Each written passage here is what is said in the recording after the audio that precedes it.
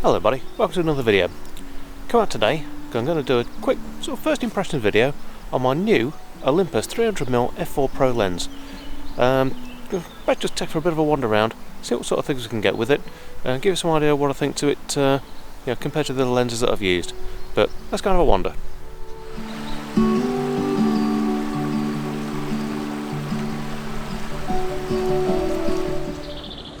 So what are my reasons for going for the 300mm Pro? Well, one of the big draws for me was the fact that it's fixed focal length at 300mm, so you essentially buy a high quality prime lens. Another thing that really did draw me to it was the fact that it's an f4 aperture, which means if I wanted to put say a 1.4 teleconverter on it, I'm only going to slow it down by one stop, which brings it f5.6, which is still very quick and will give you much better results in different lighting conditions. The other real sort of big draw to me was the fact that with the 100 to 400 I found I was running always at 400mm. The reason for buying something like that is you want that outer range, and it gave me sort of a bit of food for thought, thinking, well, if I was to put a teleconverter on the 300, it'd be at sort of about 420mm at f5.6, whereas if I bought the 100 to 400, because I've always run at 400, I'd still be at f6.3, so I'd be still losing a good stop of light, and that was a real sort of big sort of draw for me, and it gave me a bit of food for thought, like I say, a bit of mulling over, and the price was about right that I paid as well. I actually bought the 300 from npb.com, not affiliated with them at all, but the service is fantastic, and it's normally sort of the place that I go first of all, sort of pick up any sort of used bits, or sort of just generally sort of get an idea of the used market. But yeah, they were fantastic. Delivery was ridiculously fast as normal, and straight away up and running. But I have a bit more of a wander down now, just by the Old Cromford Canal. So let's see if I can spot anything. I'll pop a couple of shots up now for you.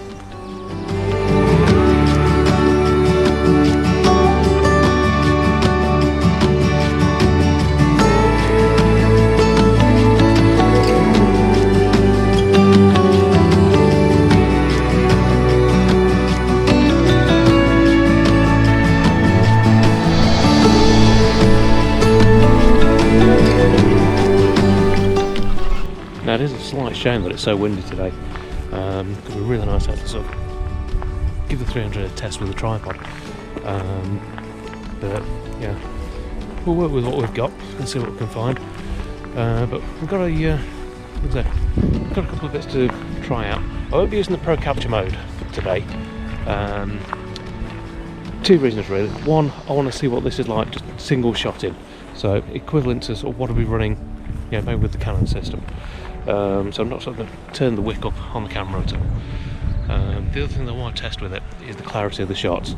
Now, from what I've seen from a couple of little shots I've taken, it's a very, very clean lens. The 100 to 400s I was using, they're a very nice lens, but this is to another level. I think because it's a prime lens as well, you've not got sort of the compromise with it being a zoom. So yeah, it does seem to be very, very good on that side of things. As far as the weight goes, with the tripod mount on, I think it's about 1,490 grams. So it's not massively heavy. So you're looking for a very, very good setup. Under 2 kilograms, which is easily sort of just dropped on a strap like I've got today, or even on sort of like a capture clip. It will still hold onto it fine. There's no problem with that at all. Without the tripod mount on there, it comes out about sort of 1.2 kilograms, which is there's not a lot of weight really for something of that clarity. And so if you to say put a 1.4 teleconverter on, the weight will go up by a small amount, but your range will increase and the sharpness is still there. It's one thing that's credit to Olympus and OM system really, is their teleconverters don't seem to sort of affect the image quality that much at all. For the old sort of Sigma 150-600 I got the Sigma 1.4 teleconverter for that, and it made it a very slow lens and a very soft lens, and it really wasn't up to standard at all, unfortunately. But I've tried the 300 with a 1.4 teleconverter.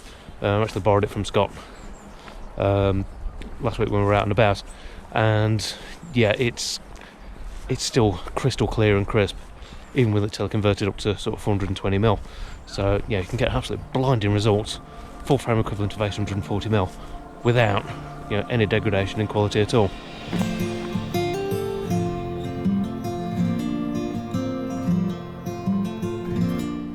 I found a way down to the Eros Meadows Nature Reserve. Peak breeding season for the wildfowl at the minute, so hopefully we'll be able to see some nice little ducklings and goslings and things like that. One of the things that has really impressed me with the lens is the Sync IS system. Now, paired with the OM1, that should give you up to 8 stops of stability, which, to be fair, is ridiculous. I've tried a couple of bits and pieces, and yeah, it is absolutely obscene how stable it is. And I'm going to intersperse a couple of little pieces of sort of B-roll in through this, and they actually have been shot with the 300 on the OM1, and hopefully be able to see the difference on sort of what it's like. But I will do a couple of tests, which I'll put up in a bit, where I've got the stability on and off, so you can see the difference actually on video, and yeah, I think you'll see quite a noticeable difference between them.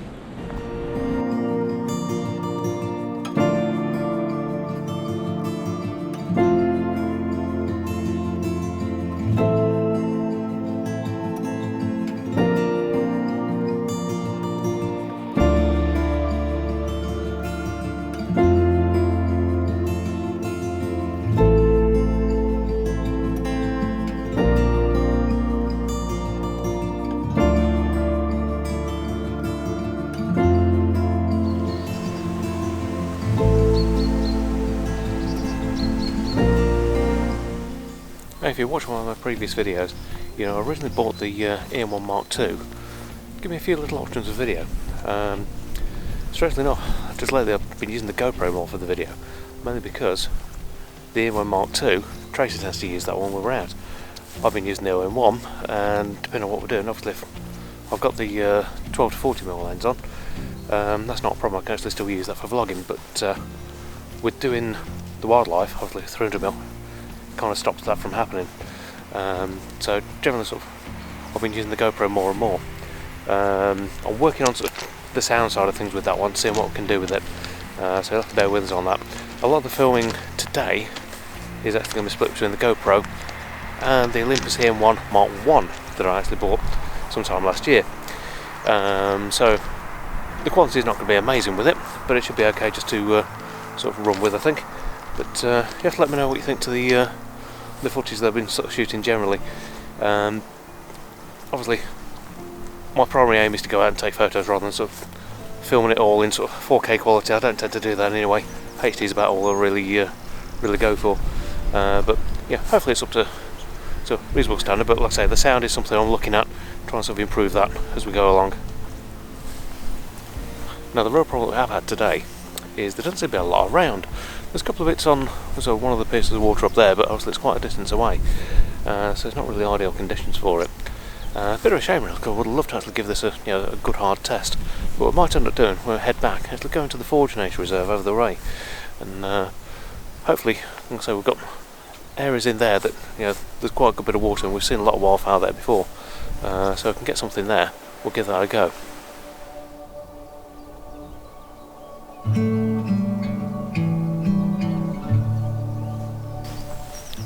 So I haven't found anything about the lens I don't really like. At the moment, no. It seems crisp, sharp, certainly sort of very, very fast to focus. Paired with the OM1 with the bird tracking, it just seems to be absolutely sublime. It's really, really nice. It's almost sort of a point and shoot system. It's that accurate. I will try it with a 1.4 teleconverter and sort of do a few different tests, but I'll probably do that in a more controlled environment on, well, probably a better day than this. But hopefully, like I say, I can get to one of the local places where there's lots of birds with the feeders on there. Be an ideal test to actually try different things with it. Cost-wise, compared to the 100 to 400, you're looking at the moment around sort of the £2,000 mark, so around sort of $2,200 to $300, something like that. It's not too bad for a pro lens, but it's still quite pricey. Compare that to the 100 to 400, which is sort of half that price. You've got to take that into consideration.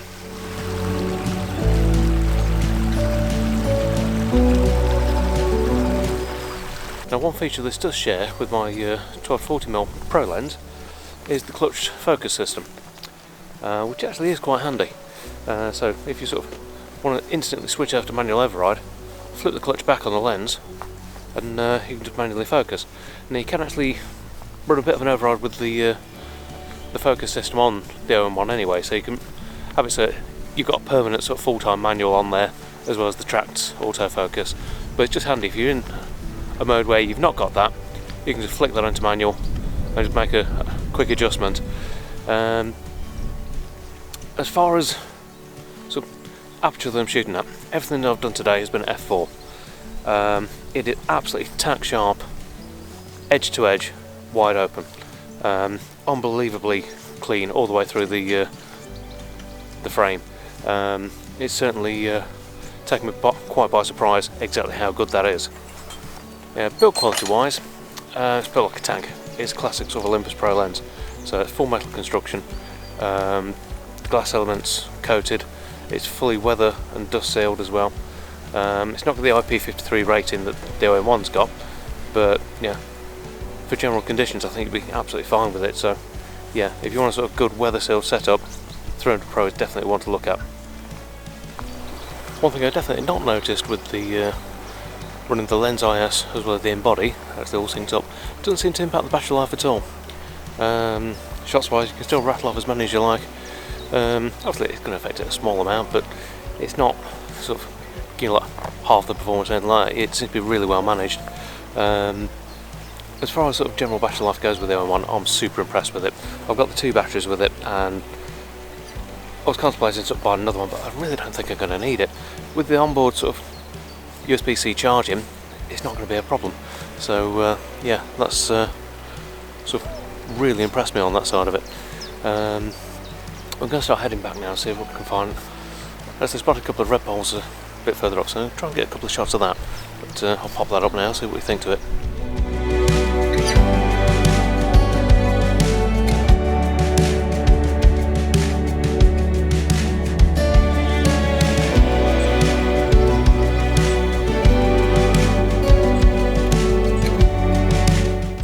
Hopefully this is going to prove to be sort of my go-to wildlife lens. As I said before, one of my sort of things is wildlife and woodland. I'm not a massive landscape photographer, so yeah, I do bits and bobs, but yeah, don't profess to be, you know, sort of an excellent landscape photographer at all. But hopefully, like I say, this is going to be really handy. Another thing I will try with it is watching a telemacro, so using the telephoto lens to give a macro effect, because it's got good magnification actually in lens on this. Your minimum focus distance is 1.4 meters, which isn't too bad, and could give some quite interesting results. So I'll do a few tests with that today as well. So, do I think the 300 Pro is worthwhile? Definitely. It gives you fantastically sharp images. It's definitely a step above the 100-400, so you can see why it's in the Pro range. But definitely, it's well worth a look. I'll pop a link down to the official Olympus store, or the OM System store, so you can just have a look at the specs and stuff like that. If you are considering going for something that's definitely in the Pro range, well worth it. It's a stunning piece of glass. Comparison wise to the 100-400, it's worlds apart. It's absolutely brilliant. So yeah, well worth a look. And like I say, if you're into that sort of thing, like I am, yeah, it's a perfect option for you. So I hope you enjoyed that quick sort of rundown of my first impressions of the 300 Pro lens. Now it's getting ridiculously windy now, so we're going to call it a day, head back to the van. But if you like the video, please do hit the like button. It really helps the channel out and also helps things grow. If you're not subscribed, do hit the subscribe button. You'll see more of the videos and sort of what we're doing, obviously going forward with the new OM1 and sort of going places and sort of trying different things with it. Doesn't cost you a penny, but really helps me out. But it's been great to have a bit of a wander around though, so I'm going to head out, get back and see what I can find. Pop some more shots up for you now so you can have a look. But thanks for watching, and we'll see you again on the next one.